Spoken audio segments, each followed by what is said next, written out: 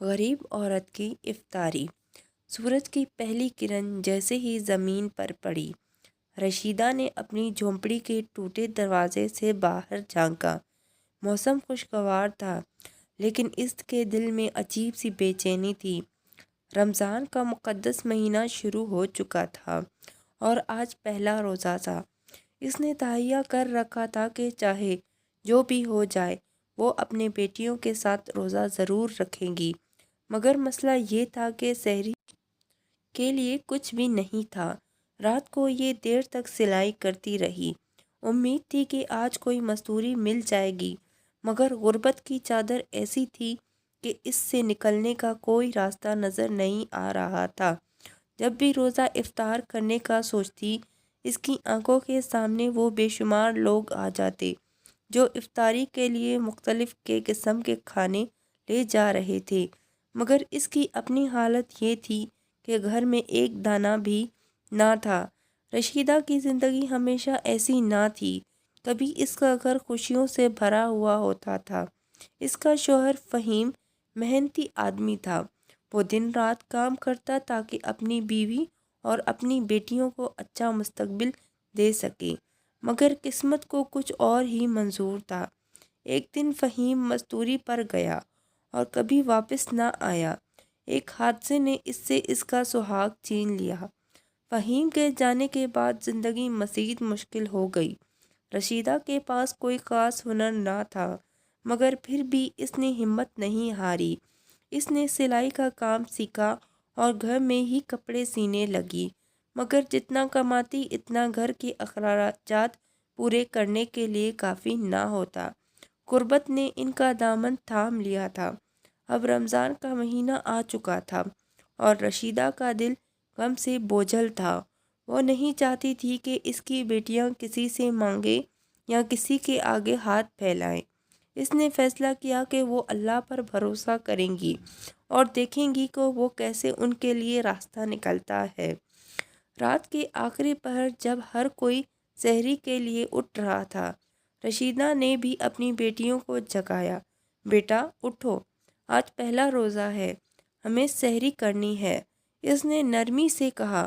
دونوں بچیاں آنکھیں ملتی ہوئی اٹھ گئی، مگر جیسے ہی انہوں نے دیکھا کہ دسترخوان پر کچھ بھی نہیں رکھا، ان کی آنکھوں میں معصومیت بھرے سوال تھے۔ امی، ہم کیا کھائیں گے؟ چھوٹی بیٹی عائشہ نے معصومیت سے پوچھا۔ رشیدہ نے مسکرا کر پانی کا گلاس ان کی طرف بڑھایا۔ بیٹا، اللہ کی رضا کے لیے روزہ رکھ رہے ہیں نا، پانی سے بھی سحری ہو جاتی ہے۔ بڑی بیٹی فاطمہ، جو اپنی ماں کی حالت کو بہتر سمجھتی تھی، خاموشی سے پانی پی کر ہی رہ گئی، مگر عائشہ کے لیے یہ سمجھنا مشکل تھا کہ سحری میں صرف پانی کیسے ہو سکتا ہے۔ وہ روز دوسروں کے گھروں میں دیکھتی کہ کیسے مزے مزے کے کھانے سحری میں کھائے جا رہے ہیں۔ رشیدہ نے بیٹیوں کو سینے سے لگایا اور دل ہی دل میں دعا کی، یا اللہ میرا ایمان مت آزما، میری بچیوں کے کوئی وسیلہ نکال دے۔ دن چڑھ آیا تھا، گرمی بڑھنے لگی اور بھوک کی شدت زیادہ محسوس ہونے لگی۔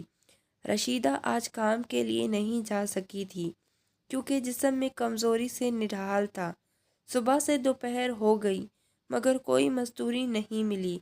کوئی ایسا دروازہ نہ کھلا جہاں سے رزق کی امید لگی۔ فاطمہ اور عائشہ بھی تھک چکی تھی۔ وہ کھیلنا چاہتی تھی مگر کمزوری کی وجہ سے زیادہ دیر تک نہ کھیل سکی۔ رشیدہ کو ان پر ترس آ رہا تھا، مگر وہ بے بس تھی۔ دھوپ تیز ہو رہی تھی، گلیوں میں افطاری کے لیے خریداری کا شور تھا، ہر طرف بازاروں میں رش تھا۔ کسی کے ہاتھ میں کھجوریں تھی، کوئی فروٹ لے کر جا رہا تھا اور کوئی سموسے پکوڑے سے بھرے پلیٹ خرید رہا تھا۔ رشیدہ نے اپنے آنچل سے آنکھیں صاف کی اور گھر کے دروازے کی طرف دیکھنے لگی، جیسے کوئی معجزے کا انتظار کر رہی ہو۔ دن گزرتا گیا اور شام ہونے لگی۔ رشیدہ کی بیٹیاں مسلسل دروازے کی طرف دیکھ رہی تھی۔ امی، آج ہم کیا افطار کریں گے؟ عائشہ نے بھرپور سوال کیے۔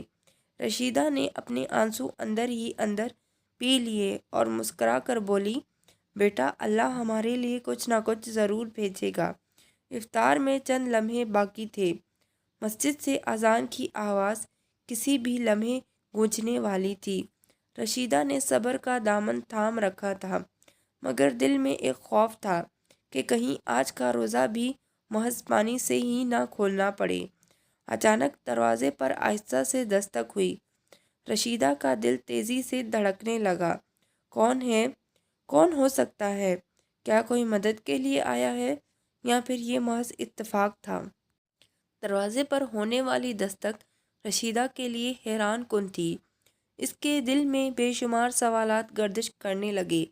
کون ہو سکتا ہے؟ اس کے دروازے پر آنے والا کون ہے؟ کیا کوئی ایسے راشن دینے آیا ہے؟ مگر فوراً ہی اس کے دل میں ایک خیال آیا، کیا کوئی پڑوسی ادھار مانگنے تو نہیں آیا؟ کیونکہ اکثر ایسا ہوتا ہے کہ محلے کے دوسرے غریب لوگ بھی ایک دوسرے سے چھوٹی چھوٹی چیزیں ادھار مانگنے آتے ہیں۔ اس نے دھڑکتے ہوئے دل کے ساتھ دروازہ کھولا۔ سامنے ایک نوجوان کھڑا تھا، ہاتھ میں ایک تھیلی تھی۔ وہ اجنبی سا لگ رہا تھا، مگر اس کے چہرے پر ایک عجیب سی نرمی اور محبت تھی۔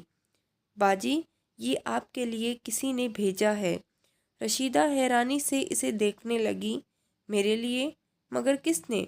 نوجوان نے مسکرا کر کہا، بس ایک نیک دل انسان ہے، اس نے کہا کہ میں یہ چیزیں آپ تک پہنچا دوں۔ رشیدہ کے ہاتھ لرزتے رہے۔ اس نے کانپتے ہاتھوں سے تھیلی لی اور اندر جھانک کر دیکھا۔ اندر کھجوریں، پکوڑے، سموسے، فروٹ اور ایک روٹی کے ساتھ سبزی بھی تھی۔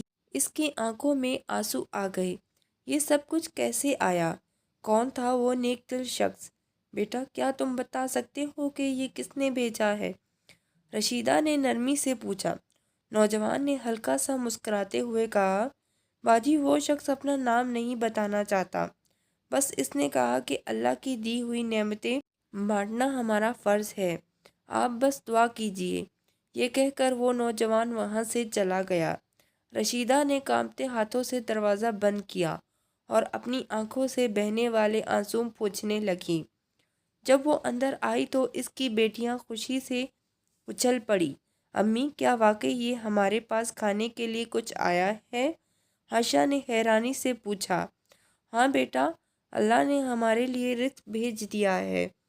رشیدہ کی آواز کانپ رہی تھی، مگر اس کے دل میں شکر گزاری کے جذبات عروج پر تھے۔ فاطمہ نے جلدی سے کھجوریں نکالی اور کہا، امی جلدی کریں، اذان ہونے والی ہے۔ اور پھر جیسے ہی مسجد سے اذان کی آواز آئی، رشیدہ نے اپنے آنسو روک کر ہاتھ دعا کے لیے بلند کر دیے۔ یا اللہ، تو نے میری لاج رکھ لی۔ جس نیک دل نے میری بچیوں کے لیے بھوک مٹانے کا انتظام کیا ہے، اسے دنیا و آخرت میں بے شمار خوشیاں نصیب فرما۔ بیٹیوں نے کھجوریں کھائیں، پانی پیا اور افطاری کی۔ آج پہلی بار ایسا محسوس ہو رہا تھا شاید زندگی میں امید باقی ہے۔ افطار کے بعد رشیدہ کے دل میں بے شمار خیالات آ رہے تھے۔ کون تھا وہ شخص جس نے اس کے لیے کھانا بھیجا؟ وہ اسے کیسے جانتا تھا؟ کیا واقعی اللہ غیب سے اپنے بندوں کے لیے رزق اتارتا ہے؟ اگلے دن وہ اپنے کام پر جانے کے لیے نکلی، مگر راستے میں اس کا دل ایک مسجد کے قریب رک گیا۔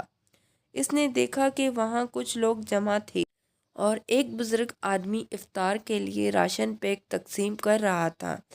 رشیدہ کو یقین ہو گیا کہ یہ وہی شخص ہوگا جو لوگوں کی مدد کر رہا ہے۔ وہ آہستہ آہستہ اس بزرگ کے قریب گئی اور احترام سے سلام کیا۔ بیٹا، کیسا حال ہے؟ بزرگ نے مسکرا کر پوچھا۔ جی باجی، رشیدہ بولی، میں ایک غریب بیوہ۔ اس نے شرمندگی سے کہا، کل میرے گھر کوئی اجنبی لڑکا آیا تھا اور اس نے ہمیں افطار کے لیے کھانا دیا۔ کیا وہ آپ کی طرف سے تھا؟ بزرگ مسکرا کر بولے، بیٹا، جو بھی تھا وہ اللہ کا بندہ تھا۔ اصل نیکی وہی ہے جو کسی کو پتہ نہ چلے۔ ہم سب بس اللہ کے لیے کام کرتے ہیں۔ اگر تمہیں مدد ملی تو سمجھ لو کہ اللہ نے کسی کو تمہارے لیے مدد کے لیے چنا تھا۔ رشیدہ کی آنکھیں نم ہو گئی۔ اس نے پوچھا کہ اگر ایسے کبھی موقع ملا تو وہ بھی کسی کی مدد ضرور کریں گی۔ مہینے بھر تک رشیدہ نے ہر روز افطار کے وقت دعا کی اور اپنے بچوں کے لیے بہترین زندگی کی خواہش کی۔ اللہ نے اس کے لیے راستے کھول دیے اور آہستہ آہستہ اس کی مزدوری میں برکت ہونے لگی۔ ایک دن اس نے سوچا کہ وہ بھی کسی اور ضرورت مند کی مدد کرے گی، چاہے تھوڑا ہی کیوں نہ ہو۔ ایک دن رمضان کے آخری عشرے میں جب وہ بازار سے واپس آ رہی تھی، اس نے ایک بوڑھی عورت کو دیکھا جو بھوکی لگ رہی تھی۔ رشیدہ کے پاس زیادہ پیسے نہیں تھے، مگر اس نے اپنی روٹی میں سے آدھی نکال کر اس عورت کو دے دی۔ بوڑھی عورت کی آنکھوں میں شکر گزاری کے آنسو تھے۔ بیٹی، اللہ تمہیں بے حساب رزق دے۔ یہ سن کر رشیدہ مسکرا دی۔ آج وہ بھی سمجھ چکی تھی کہ نیکی کرنے والا کبھی خالی ہاتھ نہیں رہتا۔ اللہ غیب سے اپنے بندوں کی مدد کرتا ہے، اور جو دوسروں کی مدد کرتا ہے اس کے لیے ہمیشہ راستے کھلتے ہیں۔ رمضان صرف روزے رکھنے کا نام نہیں، بلکہ ایک دوسرے کی مدد کرنے، بھوکوں کو کھانا کھلانے اور نیکی کو پھیلانے کا مہینہ ہے۔ شاید آپ کے تھوڑے سے تعاون سے کسی کا روزہ آسانی سے افطار ہو جائے۔ آج ہی کسی ضرورت مند کی مدد کریں، کیونکہ اللہ کی راہ میں دیا گیا ایک لقمہ بھی بے حساب برکتیں لے کر آتا ہے۔ اگر آپ کو یہ کہانی پسند آئی ہو تو ہمارے چینل سبق آموز اسٹوری ہب کو سبسکرائب کریں اور مزید سبق آموز کہانیوں کے لیے ہمارا ساتھ دیں۔